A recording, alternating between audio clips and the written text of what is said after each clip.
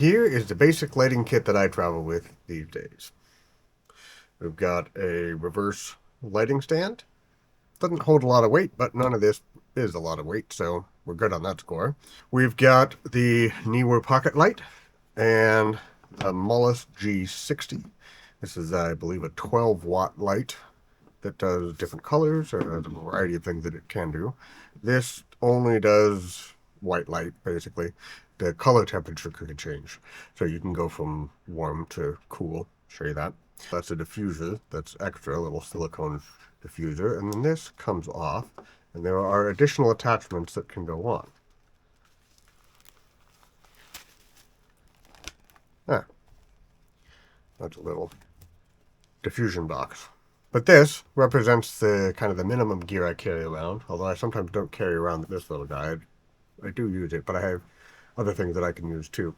Walls, curtains, that kind of thing. And then, of course, there is a battery bank. Let's first take a look at the stand, because then I'm going to set it up and we're going to actually start using it. So this is the Ben's Photo A5188. We just call them the light stands, or the small light stands. It packs up so small.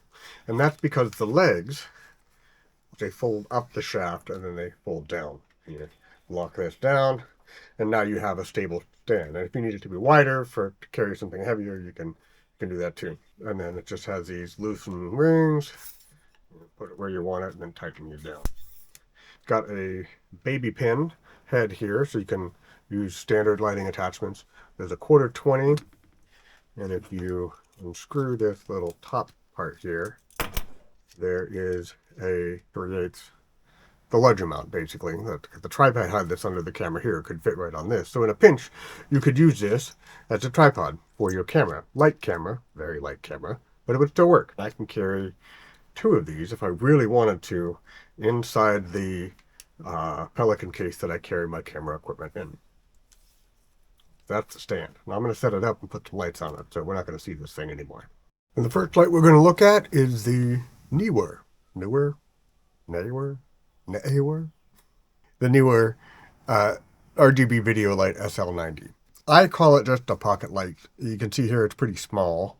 Here's my fairly large Samsung phone by comparison.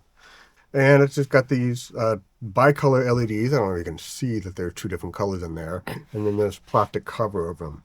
This is actually really easy to carry around. It's got its own battery. It charges via USB-C. And the reason why I picked this version over others is that it has a Bluetooth or wireless connection, so you can control it via your phone. The other design feature that I like with this design is this articulating stand. Now, the light stand that we have does not have any articulation on it. It's just a straight post. So you're often going to want to have this tilted, higher and tilted. So this little stand lets you do that. Let's have a look at the magic. Now, that might not seem important to you, but if you're solo filming like I am at the moment, this light might be a little farther away, and being able to control it with your phone to change color temperature, for example, you could make this very blue, or take it down and make it very warm. It has its uses, for sure. And since the other device that I've been using, Visi G2, I think it's called, exact same design, same power, comparable, but no Wi-Fi or Bluetooth control. Let's get it on the stand and have a look at what it actually looks like. Just for reference, there's a big picture window right behind the camera here that's serving as a key light. Very diffused, no direct light at all. And now I can take I can change the color. Actually, the bluer looks a little bit better, because this is even though there's green coming from the plant, it's natural light from outside. I can also change the brightness. I can turn it down. If I'm worried about the shadows or lighting up the background too much there, I can adjust the brightness with it. But put it here in the center. Here it is on, and now off. Not an insignificant difference, huh? Sure, it's competing against a big window of sunlight, but it does give the image a little bit more depth. Let's instead now switch to looking at a much more expensive This is $200 instead of $80, but much more versatile and powerful light. The Mullis G60, made by Zhiyun. I just call it the Mullis G60. It's a 60-watt LED light that, unlike the Neewer, has no battery built in. So you're going to have to plug it into something in order for it to work. It has two options. It has its own DC port, kind of a, one of these guys, or you can plug it into a battery bank via USB-C. You can also power it off of a USB-C power supply. There is a difference, however, in that most USB-C power supplies or cables are not going to be able to deliver the full 60-watt power. So, for example, if we plug it into what I'm pretty sure is the most powerful USB outlet, plug that into the light, turn it on by holding the power button here for a second. Now when you turn it on and it's plugged into a USB-C power supply, you'll see up in the corner that it gives you a wattage. That's 18 watts on this, and that means you're only going to get 18 watts out of this 60-watt light. So if I turn up the light here, you'll see as it goes up, once it gets to 24%, it just won't go any brighter, because 24% is all you can get with 18 watts on a 60-watt light. However, that Neewer is still on over there, and look how much power this is by comparison.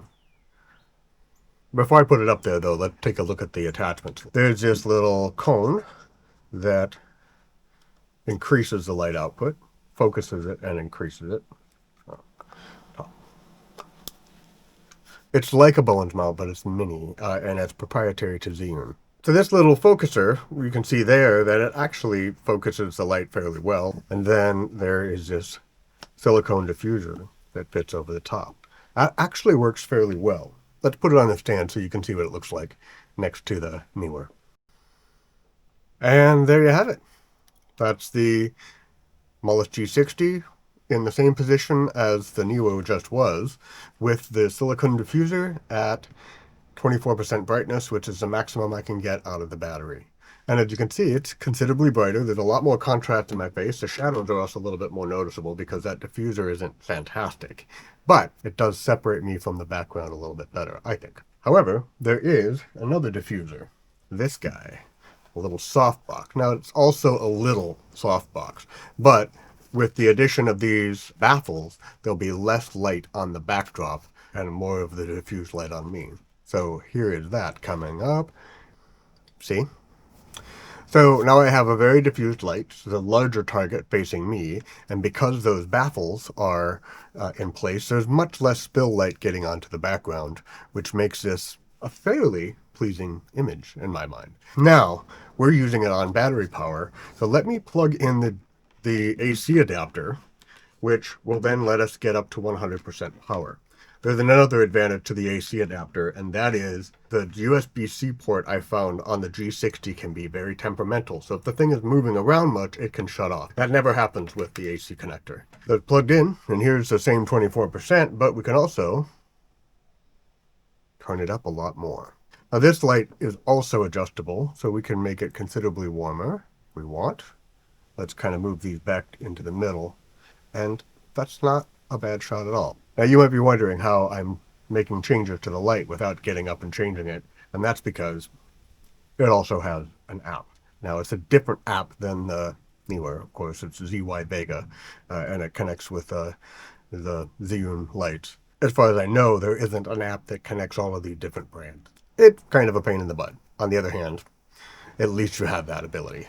At night, without the picture window giving me this wonderfully diffused light that just wraps around everything, this is the hard shadow you'll get even from this little softbox. What this also means is during the day, when the ambient light changes, you're going to get drastically different looks as the lighting conditions change outside. At night, you don't have that problem, but boy, is this a hard difference. However, I still have that Neewer light. And this, at 33% brightness, coming from this direction, is just softening those shadows a bit. This isn't too bad, provided I'm careful not to get my hands up where they're going to come between the light and me. So that's one of the reasons why the lights tend to go up a little higher, so that you can sort of gesture here at the bottom of the screen without getting the shadows on yourself too much, as long as you're careful. I've been able to make a lot of situations work with just these lights and these stands and these power options. There are some more advanced power options, like this battery pack, which is originally for Microsoft Surface Pro, has DC outputs. And in fact, this DC output will power that light, and the cable that came with it will fit. So I can get 100% brightness out of this battery if I really need it. I also have a fancy power supply that I use with my laptop. This is a Slim Q 240 watt power adapter that also has the same DC pin barrel, which will also power the light, along with powering other things. These are kind of expensive, and I just happen to have them. I wouldn't buy them for the light. Pretty lightweight, folds up pretty small, fits in a backpack or another gear bag or gear box, and is fairly versatile for a variety of different things. Like, since I have the G60 up there, I could use the pocket light to give the background a little bit of color. Or maybe cycling colors. Who knows? There could be a reason for it. It actually does a variety of effects, like police lights and emergency lights, maybe. I'm not assuming you're getting into trouble. Lightning, that kind of thing. It's a little bit niche, but there's a variety of things it can do, and I always enjoy having it around. I've used those special effects once right now, but it's not a bad option to have. And when it comes to lighting, having more options is far better than having less. So this is the minimum kit I carry around, and I found it to be very versatile. I think you will too. Give it a try.